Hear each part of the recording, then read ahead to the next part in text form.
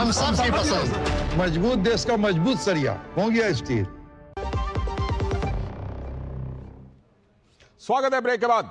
आप देख रहे हैं डीडी न्यूज पर इस वक्त, और जैसा ब्रेक पर जाने से पहले हमने बताया था कि अब हम खास चर्चा करने वाले हैं बिहार में वोटर लिस्ट को लेकर जो बातें अफवाह फैलाई जा रही है वोटर लिस्ट के गहन पुनरीक्षण को लेकर, क्योंकि उसके पीछे बहुत राजनीति है।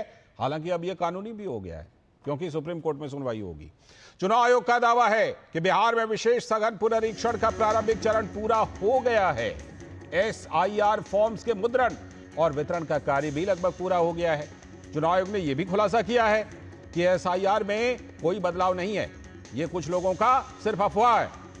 अब तक 25% फॉर्म मतदाताओं से कलेक्ट किए गए हैं, जिनमें 8% फॉर्म अपलोड किया भी जा चुका है। लेकिन आरजेडी के नेता तेजस्वी यादव कह रहे हैं कि इसे अविलंब रोका जाए। जनता में वोटर लिस्ट में नाम जुड़वाने को लेकर काफी कंफ्यूजन है। लोगों के पास कागज के बदले आधार कार्ड हैं। उन्होंने मांग की है कि जब देश में आधार कार्ड मान्य है तो फिर बिहार में इसकी मान्यता क्यों नहीं दी जा रही है।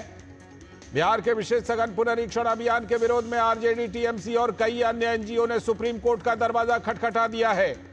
कोर्ट में तत्काल इस कार्यक्रम को स्थगित करने की मांग भी की गई थी, लेकिन कोर्ट ने अब 10 जुलाई को इस मामले में सुनवाई का भरोसा फिलहाल दिया है। उधर टीएमसी को अंदेशा है कि बिहार में जो विशेष सघन पुनरीक्षण का काम पूरा होगा उसके बाद फिर इसे पश्चिम बंगाल में भी लागू किया जाएगा।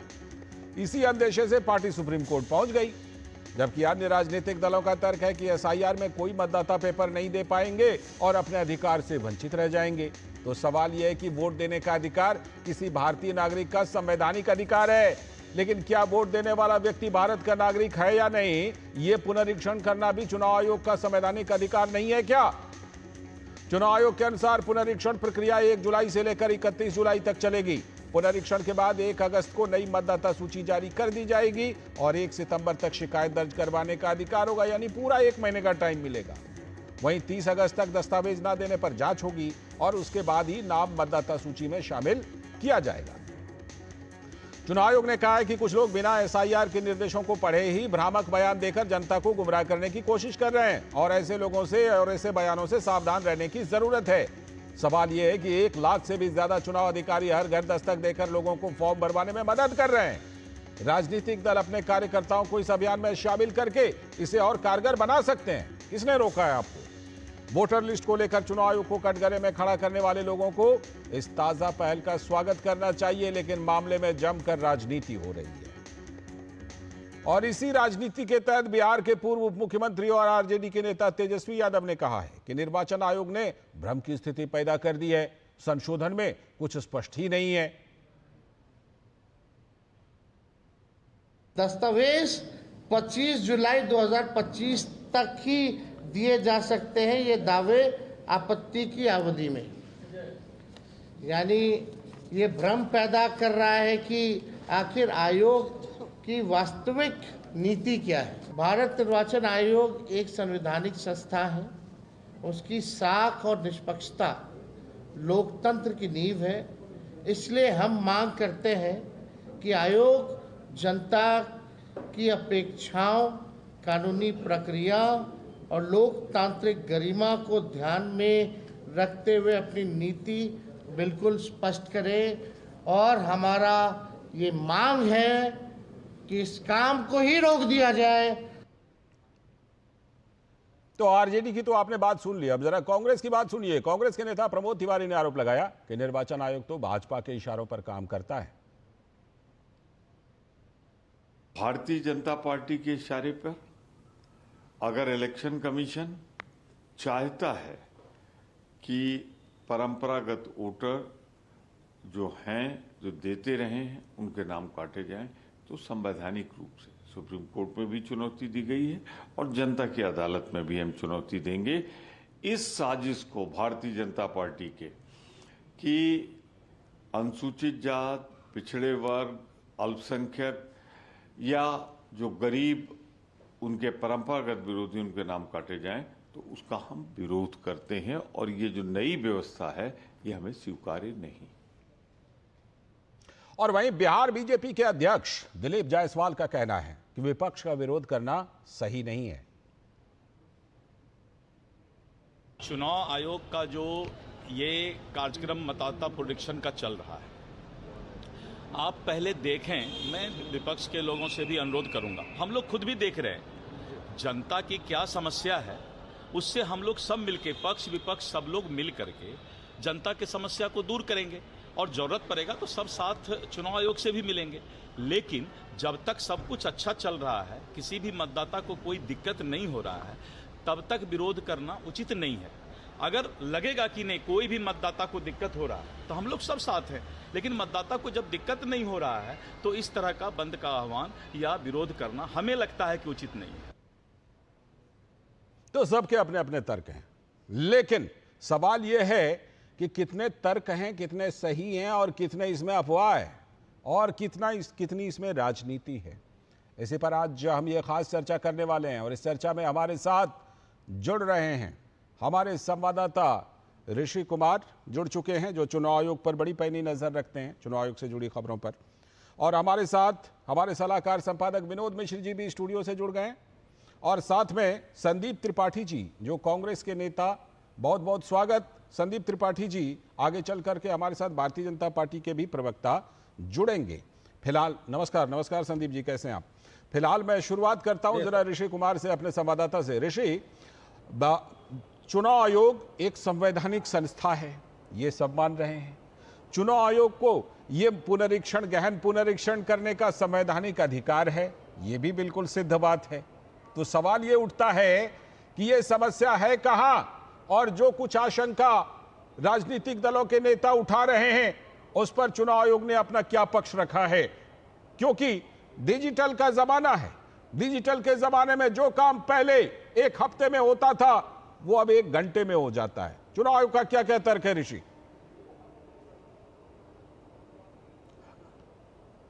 देखिए लालचंद, जहाँ तक चुनाव आयोग द्वारा मतदाता सूची के इस पूरे कार्यक्रम की बात करें तो हम जानते हैं कि चुनाव आयोग इस सूची को, यानी कि मतदाता सूची को सेक्रेड लिस्ट बोलता है। यानी कि ऐसी सूची जो पूरी तरीके से पवित्र है और उसमें जो लोग शामिल होते हैं वो तय प्रक्रिया के अनुसार होते हैं। लेकिन इसको सेक्रेड बनाए रखने के लिए एक निरंतर प्रयास भी होता है। उसी प्रयासों के तहत ये जो SIR का जो प्रोसेस चल रहा है, जिसमें इंटेंसिव रिवीजन चल रहा है कि इसमें कितने मतदाता ऐसे हैं जो जेन्युइन है और कितने ऐसे हैं जो गड़बड़ है या जिनके पास दस्तावेज नहीं है लेकिन फिर भी वो सूची में है। क्या कुछ ऐसे भी हैं जिनकी मृत्यु हो चुकी है, क्या कुछ ऐसे हैं जो दूसरे राज्यों में भी मतदाता हैं।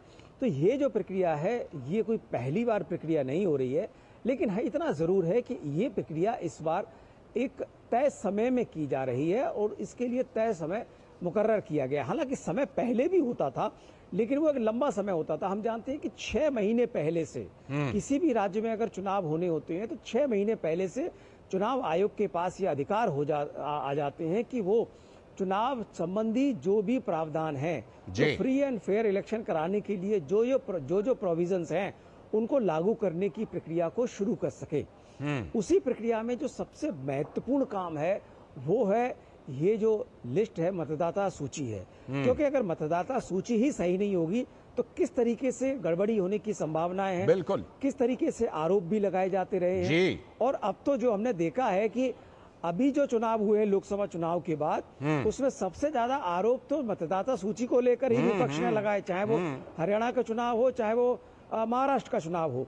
अब ऐसे में जब इस सूची को पूरी तरीके से पारदर्शी तरीके से, क्योंकि किसी का भी नाम अगर सूची में है तो उसे 2 चीजें साबित जरूर करनी होती है। ये कोई पहली बार नहीं है। पहली बात तो ये कि वो 18 वर्ष का हो चुका हो, यानी कि कोई भी अगर 17 वर्ष का अगर है तो वो कैसे सूची में शामिल होगा। बिल्कुल। तो उसने ये आंकड़ा दिया होगा, अपना कोई न कोई बताया होगा कि ये 18 वर्ष का हो चुका है। जी। दूसरा, वो वहाँ का निवासी होना चाहिए, तो उसने पहले भी बताया होगा कि वो यहाँ का निवासी है। तो यही बात आयोग कह रहा है कि हम फिर से चेक कर लेते हैं। तो इसमें समस्या क्या है? बिल्कुल समस्या इसमें राजनीतिक है कि किस तरीके से इसको राजनीतिक रूप में, क्योंकि जब भी कोई काम तेजी से होता है तो एक जनता के बीच में भ्रम की स्थिति तो बनती है। तो कम्युनिकेशन का गैप होता है, लोगों को डरा दिया जाता है कि तुम्हारा नाम कट जाएगा, तुम पीछे रह जाओगे। जी। तो उसमें हर तरीके के इंटरेस्ट भी क्रिएट हो जाते हैं लोगों के कि हम तुम्हारा नाम जुड़वा देंगे या तुम्हारा नाम नहीं कटने देंगे। तो ठीक है। ऐसे तमाम जो एलिमेंट होते हैं वो जागृत हो जाते हैं और बिल्कुल। इस पूरे प्रोसेस का फायदा राजनीतिक दलों ने उठाने की कोशिश ठीक, मैं की। लौटता हूं आपके पास, मैं लौटता हूं। हमारे साथ भारतीय जनता पार्टी के प्रवक्ता प्रेम पटेल जी भी जुड़ गए हैं। बहुत बहुत स्वागत प्रेम पटेल जी इस चर्चा में आपका। मैं आप लोगों के पास आता हूं, लेकिन उससे पहले जरा विनोद जी के पास, अपने सलाहकार संपादक के पास चलता हूं। विनोद जी, ऋषि अभी एक बात का बहुत उन्होंने इंपॉर्टेंट जिक्र किया कि हाल के दिनों में हमने देखा है कि जो विपक्षी नेता हैं उनका जो हमले का शिफ्ट है ना, वो ईवीएम से वोटर लिस्ट पे चला गया है। हाल के दिनों में हमने देखा कि पहले ईवीएम पर ज्यादा हमले होते थे, अभी वोटर लिस्ट पर ज्यादा हमले होने लगे हैं। उसी को तो ठीक किया जा रहा है, उसी को तो दुरुस्त कर रहा है चुनाव आयोग। उसके बाद भी दिक्कत, ये दिक्कत कितनी असली और कितनी नकली दिक्कत है, और इस दिक्कत से आखिर इस दिक्कत के पीछे की दिक्कत क्या है विनोद जी? निखिल, अगर आप ये लाल जी अगर आपने बिहार को देखें तो बिहार में चुनाव है तो अफवाह का बाजार गर्म है जी।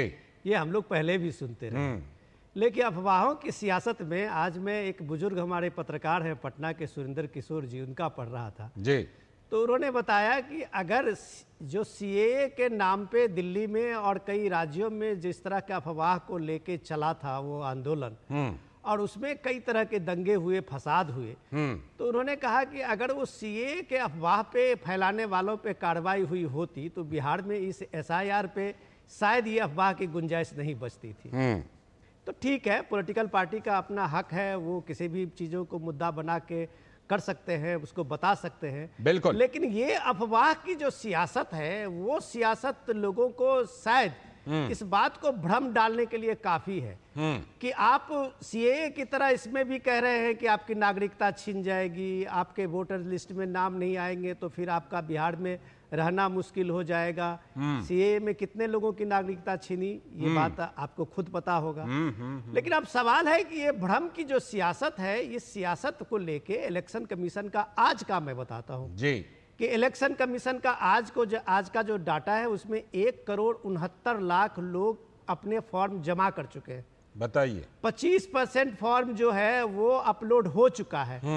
अब आप बताइए कि जब इतने तरीके से 1 लाख से ज्यादा बीएलओ लोगों के घर घर पहुंच करके लोगों से जानकारी ले रहे हैं, ये प्राइमरी है, ये भी बात समझने की जरूरत है कि इसमें अगर किसी का छूट जाता है या वो पेपर जमा नहीं कर पाते हैं तो उनके लिए अगले जुलाई के पूरे 31 के बाद में ये गुंजाइश बचेगी, पूरा महीना बचेगा कि उसके बाद उसका एक फिजिकल भी वेरिफिकेशन होगा, उसमें लोगों की ये दिक्कतों को और तरीके से उसको एनालिसिस किया जाएगा।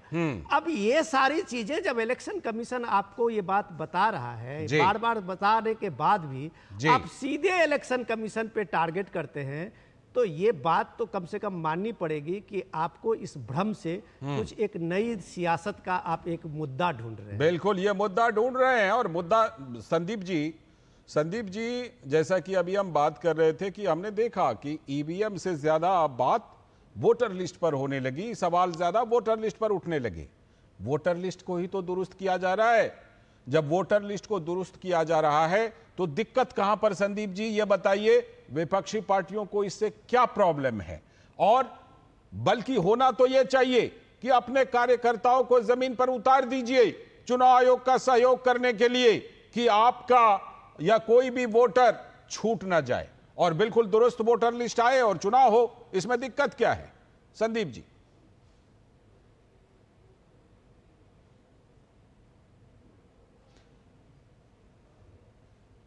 लगता है संदीप जी की आवाज नहीं आ रही। संदीप जी जरा अनम्यूट कीजिए, तो आपकी आवाज नहीं आ रही। अब बोलिए। हाँ, अब आ रही। किसी को लग रहा है कि जो है वोटर लिस्ट में दिक्कत है या जो है या हमको या विपक्ष जो आ रहा है, तो पूरे देश के चुनाव हो रहे हैं। बिहार संदीप जी की आवाज में कुछ दिक्कत है। पूरे देश के ऊपर जो प्रॉब्लम है वो देश में नहीं उठते, सारे देश में साफ खत्म हुआ। लेकिन लाल जी फिर कहूँगा कहीं ना कहीं ये बंदी है। ये बात मैं क्यों कह रहा हूँ? संदीप जी आपकी आवाज बहुत कट करके आ रही है। मैं कोशिश करता हूं कि दोबारा आपको जोड़ूं, दोबारा जोड़ता हूं, शायद उसके बाद आपसे अच्छी तरह से बातचीत हो पाएगी। कुछ बीच में ब्रेकेज आ रही है। हाँ, जरा एक बार फिर से बोलिए तो। बोलिए एक बार फिर से संदीप जी। आवाज क्लियर? हाँ अब बोलिए, तो बोलिए बोलिए बोलिए। तो सर ये इलेक्शन और बंदी है, और ये जिस तरीके से सरकार का संदीप जी मुझे लगता है थोड़ी आवाज कट रही है, मैं दोबारा आपको कनेक्ट करवा लेता हूं, शायद आवाज अच्छी हो जाएगी। अभी बस थोड़ी देर बाद आपको फिर से कनेक्ट करता हूं। इस बीच ऋषि के पास चलते हैं। ऋषि, जो चुनाव आयोग ने, आपने एक बात कही कि देखिए मुख्य अगर बात कहिए तो ये बात उठाई जा रही है कि भाई ऐसा है कि जो समय है वो कम है, ये बात कही जा रही है ना कि समय कम है। लेकिन दूसरा पहलू, एक पहलू मैंने बताया कि डिजिटल जमाना है, जो चीजें हफ्ते में होती थी वो 1 घंटे में हो जाती हैं। दूसरी बात यह कि अभी हम बात कर रहे थे कि पूरा महीना है इस प्रोसेस के लिए, उसके बाद 1 महीना जो है वो दावा करने के लिए भी है कि भाई आपको कोई गड़बड़ी है तो उसमें आप दावा कर लीजिए, उसको दुरुस्त करेंगे। इतना समय क्या काफी नहीं है ऋषि? ऐसे में जो एक आम मतदाता है उसके लिए दिक्कत कहां पर है? और अगर आधार कार्ड, क्योंकि मैं अब जो बात मैं कर रहा हूं, अब बात मैं मतदाताओं के लिए, आम लोगों के लिए कर रहा हूं कि आधार कार्ड को क्यों नहीं माना गया है, क्योंकि लोगों के मन में यह सवाल है कि आधार कार्ड क्यों नहीं। इसलिए नहीं क्योंकि आपने यह देखा होगा कि बहुत सारे घुसपैठियों ने आधार कार्ड बनवा लिया है, नकली आधार कार्ड। और कहां से बनवाया? देश के गृह मंत्री कह चुके हैं कि पश्चिम बंगाल में 24 परगना जिले में आधार कार्ड थोक के भाव में बना करके घुसपैठियों को दिया जाता है और वो दूसरी जगह फैल जाते हैं जाकर के। तो ऐसे में इसी वजह से आधार कार्ड को नहीं माना गया है। एक आम मतदाता को ऋषि क्या दिक्कत आ सकती है, जरा बताइए। टिकेलाल से मुझे लगता है आम मतदाता के लिए कोई दिक्कत नहीं है, क्योंकि जब आधार कार्ड नहीं था तब भी तो मतदाता सूची बनती थी। बिल्कुल। वो मतदाता सूची किस आधार पर बनती थी, वही आधार आज बचा हुआ है। और चुनाव आयोग ने जब एक बार कहा था कि हम आधार को मतदाता सूची से जोड़ना चाहते हैं, तो उसका विरोध हुआ था कि इससे जो है निजता का खंडन होगा, जानकारियां लीक हो जाएंगी, उसका विरोध किया गया था। अब समस्या ये आती है, और जहां तक मेरे हिसाब से ये जो पूरा का पूरा समय भी बात है ना, समय पहले भी इतना ही रखा जाता था जी। बस इसका जो मुझे लगता है नाम कर दिया गया है SIR, इससे बहुत ज्यादा कंफ्यूजन क्रिएट कर दिया गया। पहले सामान्य तौर पर यही होता था कि 1 महीने तक आपको नाम जुड़वा लेने, उसके बाद आपको इतने समय में अपना चेक कर लेना है अगर आपका सूची में नाम नहीं है। 1 महीने का 15 दिन का टाइम ही दिया जाता था। लेकिन इस बार जो स्पेशल जो वर्ड आ गया है, मुझे लगता है इसका फायदा उठाने की कोशिश की गई है। और इसके मामले में एक बहुत बड़ा जो भ्रांति भी फैलाई गई है, उसका भी दुरुपयोग हुआ है। क्योंकि किसी भी चीज को, मैं आपको याद दिलाना चाहूंगा कि 2006 के आसपास पश्चिम बंगाल में चुनाव हुआ था, और उस समय चुनाव आयोग ने कुछ प्रयास किए थे, और उस समय वामपंथियों की सरकार हुआ करती थी। उस समय कहा गया था और आयोग की तरफ से कोशिश की गई थी कि वहां पर रिगिंग ना हो। अब रिगिंग को रोकने के लिए आयोग की तरफ से एक शब्द का प्रयोग कर लिया गया, साइंटिफिक रिगिंग। ठीक है कि हम हर तरीके की रिगिंग को रोकेंगे, इसी बड़ा मुद्दा बना लिया गया था। और कहा गया था कि जो पश्चिम बंगाल के लोग हैं उन्हें वोटिंग करना नहीं आता है। बिल्कुल। तो ये जो मुद्दा बनाने की जो पॉलिटिक्स है, वो आज उसी पहली का बार तो नहीं है। समाधान चुनाव आयोग दे रहा है। अब जैसे कि मैं लौटता हूं आपके पास, बिल्कुल। और अब जी, मैं लौटता हूं आपके पास, आप अपनी बात पूरी कीजिएगा। लेकिन हमारे साथ संदीप त्रिपाठी जी भी जुड़ गए, प्रेम पटेल जी भी जुड़ गए। प्रेम पटेल जी, मैं आपके पास आता हूं क्योंकि आप सत्ताधारी पार्टी हैं, इसलिए मैं कह रहा हूं कि पहले जरा विपक्ष के सवाल को ले लेता हूं, उनके बातों का जवाब देने की जिम्मेदारी आपकी है, इसीलिए आपके पास बाद में आऊंगा। थोड़ा संदीप जी का सवाल ले लेता हूं, फिर उस पर आपका जवाब देना अच्छा लगेगा, इसीलिए आपके पास अभी आता हूं मैं संदीप जी की बात लेकर के। संदीप जी बताइए। लाल जी, पहली बात तो वोटर लिस्ट में नाम ऐड कराने के पहले कोई डॉक्यूमेंट्स नहीं लगते थे। फॉर्म भरा जाता था, उसके साथ कोई डॉक्यूमेंट अटैच नहीं होते थे, पहली चीज। दूसरी चीज, चलिए ठीक है आप डॉक्यूमेंट्स मांग रहे हैं, बात है डॉक्यूमेंट्स मांगना चाहिए, लेकिन उसके लिए आप क्राइटेरिया क्या रख रहे हैं कि 2003 की सूची में जिनका नाम होगा उनका डॉक्यूमेंट्स नहीं लगेगा, लेकिन अगर उसके बाद के लोग जो भी 2024 की वोटिंग जिन्होंने की है उनको डॉक्यूमेंट देना पड़ेगा। ठीक। कि जो है बनिस्बत एक सुप्रीम कोर्ट में केस हुआ था, बाबू हुसैन बनाम चुनाव आयोग या रजिस्ट्रार्ड चुनाव आयोग, उसमें कोर्ट ने एक निर्णय दिया था। कोर्ट ये कहा था कि अगर कोई वोट पहले दे लिया है तो यह बात फैक्ट है कि उसके मतलब है कि वो एलिजिबल था, तभी आप उसने वोट दिया है। आपने ही वोट दिलाया, आपने ही वो सरकार चुन ली, आपने ही उसी वोट से विधायक चुन लिया, और फिर आप उसी से कह रहे हो कि आप अपनी जो है वैधानिक साबित करिए। तो ये तो हास्यास्पद है। चुनाव आयोग को मैं ये कहता हूं कि अगर वो वैधानिक नहीं है तो चुनाव आयोग ये साबित करे कि वो तो वैधानिक इसी नहीं के लिए ना, इसी के लिए ना गहन पुनरीक्षण नहीं, होता है आप- संदीप जी, इसी नहीं, के लिए ना सुनिए, गहन सुनिए, पुनरीक्षण सर, होता सर, है, सर, सर, जो कि 2003 में कोर्ट होकर के रुक गया था। सुन लीजिए, 2003 में होकर के रुक गया था, उसी का तो अब सुनिए, कंटिन्यूएशन है। आते हैं लाल जी, बात अभी आपने कहा सवाल ना, तो सवाल आ जाए। हाँ हाँ, जब अगर कोर्ट ने इस बारे में निर्णय दिया है, जो विषय है इसी पर एक डिसीजन आया है, जब लोग सुप्रीम कोर्ट गए तो चुनाव आयोग ने कल एक प्रेस रिलीज जारी किया और विज्ञापन जारी किया। उस विज्ञापन में ये कहा इन्होंने, चुनाव आयोग ने, कि जिनके पास डॉक्यूमेंट है वो डॉक्यूमेंट लगा दे, ठीक है। और जिनके पास डॉक्यूमेंट नहीं है ठीक है, वो फॉर्म जमा कर दे। तो मैं सिर्फ कोर्ट का जानना अगर चाहता आप हूं कि हवाला जिनके दे ही पास रहे हैं, document- कोर्ट का अगर सुन हवाला लीजिए। दे ही रहे हैं, तो थर्सडे अब सुन लीजिए। को आने वाले गुरुवार को तो सुनवाई है ही सुप्रीम कोर्ट में। मैं आता हूं आपके साहब, तो पास, फिर हम लोग डिस्कशन क्यों कर रहे हैं? आता हूं जरा डिस्कशन प्रेम अगर पटेल करें जी तो को अब मुझे तक तो शामिल बात कर है। लेने दीजिए, हाँ, फिर नहीं, दोबारा एक बात- लौटता हूं। एक बात- प्रेम सवाल पटेल तो जी को सुन शामिल करके लीजिए। दोबारा सवाल- लौटता हूं सर। लाल जी सवाल हाँ। ये है कि जो डॉक्यूमेंट्स के फॉर्म भरे जाएंगे, क्या वो जो है वोटर लिस्ट में रहेंगे या नहीं रहेंगे? इसलिए ठीक कि है, चुनाव आयोग ने इस इसका बात के बारे जवाब में कुछ नहीं कहा। चुनाव आयोग भी देगा, प्रेम जी बता दें, इसका इसी जवाब बात पे चुनाव नहीं आयोग तो भी बात देगा, हो गया आपको चुनाव भी आयोग। देगा, और कोर्ट में पूछा जाएगा तो कोर्ट में भी देगा, निश्चित तौर पर देगा। प्रेम पटेल जी ये बताइए, प्रेम पटेल जी, विपक्ष की आशंका है कि कहीं बहुत सारे वोटर जो हैं वो छूट ना जाएं, इसके लिए एक राजनीतिक पार्टी के तौर पर आप क्या कर रहे हैं कि आम लोगों को परेशानी ना हो,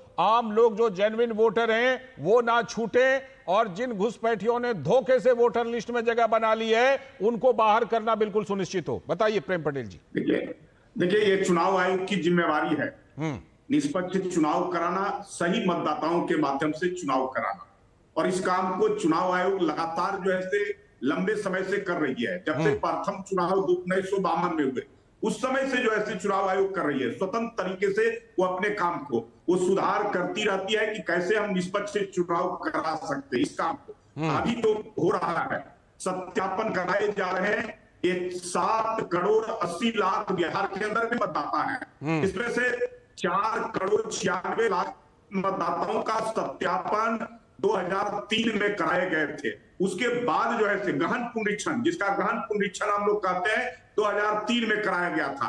उसके बाद के जो मतदाता जुड़े हैं लगभग 3.25 करोड़ संख्या है, उनका जो है पुनरीक्षण नहीं हो सका है, तो उन्हीं लोगों का सत्यापन कराने की बात हो रही है। जहां तक है कि बीएलओ एक बूथ पर होते हैं, एक बूथ पर 1000 वोटर होते हैं, लगभग जो है 200 से 250 परिवार होते हैं। संदीप जी के उस सवाल का प्रेम जी जवाब दीजिए जिसमें उन्होंने कहा कि एक बार अगर किसी ने वोट दे दिया तो आप उनको क्यों हटाना चाहते हैं? सभी पार्टियों के BLA 2 है, सभी पार्टियों के, उनकी भी जिम्मेवारी है अपने अपने जो उनके समर्थक मतदाता हैं उनका फॉर्म भरा करके जमा हो जाए, इसकी जिम्मेवारी। इतनी बड़ी संख्या, इतना बड़ा तंत्र, सारे लगे हुए हैं, ये कोई छूटेगा नहीं। एक मतदाता जो है सभी का जो है नाम जुड़ेगा, सही मतदाता जो होंगे, जिनका 2 जगह 3 जगह नाम होगा, जो फर्जी तरीके से होंगे, उन सबको जो है परेशानी। ये तर्क है कि कई लोगों के नाम कई राज्यों में होते हैं, कई लोगों के नाम कई राज्यों में वोटर लिस्ट में होते हैं, ये सच है। आधार कार्ड का विरोध किसने किया सर? आधार कार्ड से जोड़ने की बात कही, सबने स्वागत किया था। कोई एक पार्टी का नाम बता दिया जिसने विरोध किया था। अब वो आधार कार्ड को ही दिया, उसको बेस ही खत्म कर दिया। किसी एक पार्टी बेस तो इसलिए खत्म कर दिया क्योंकि वो देश के गृह मंत्री कह चुके हैं ना कि कैसे 24 परगना जिले में आधार कार्ड बनता है। मैं विनोद जी को लाता हूं। विनोद जी बोलिए। सर मैं बस आप लोगों का ये डिस्कशन है, त्रिपाठी जी ये आप लोगों का डिस्कशन है, मैं सिर्फ फैक्ट्स रख देता हूं। आप बहुत सवाल उठाए, आप लोग अपना डिस्कस करते रहिएगा।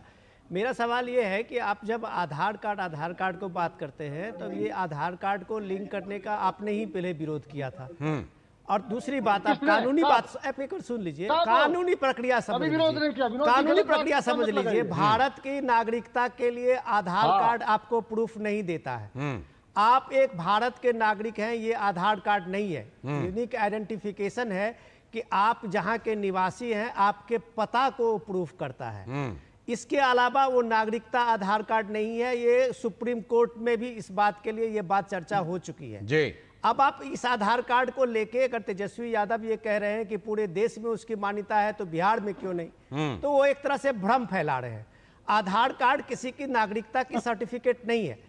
आधार कार्ड का मतलब से आपने कोई हासिल कर लिया, जैसे लालजी बता रहे थे, तो उससे वो कहीं पे वोटर होने का अधिकार नहीं रखता। बिल्कुल वोटर अधिकार जो रखता है, जो बात अभी पटेल साहब कह रहे थे कि 2003 तक वेरीफाइड है, ठीक है, उसी तरह के SIR में 4.5 लाख करोड़ लोगों का हो चुका है जी। तो इलेक्शन कमीशन ने कहा 2003 का जो आप सवाल उठाया था, एक मॉडल दिया है, इलेक्शन कमीशन ने उसको वेबसाइट पे रखा है। आप उसमें अगर आपके परिवार का आपका नाम है, आपको कोई पेपर देने की जरूरत नहीं है। लेकिन नया वोटर अगर जुड़ता है तो उसको अगर ये आवश्यक एक नागरिकता के लिए देने की जरूरत है, तो इसमें भ्रम क्यों है, ये सवाल। बिल्कुल सवाल है। ऋषि की एक लाइन छूट गई थी, ऋषि आप कुछ उस समय कहना चाहते थे, पूरी कीजिए, उसके बाद में।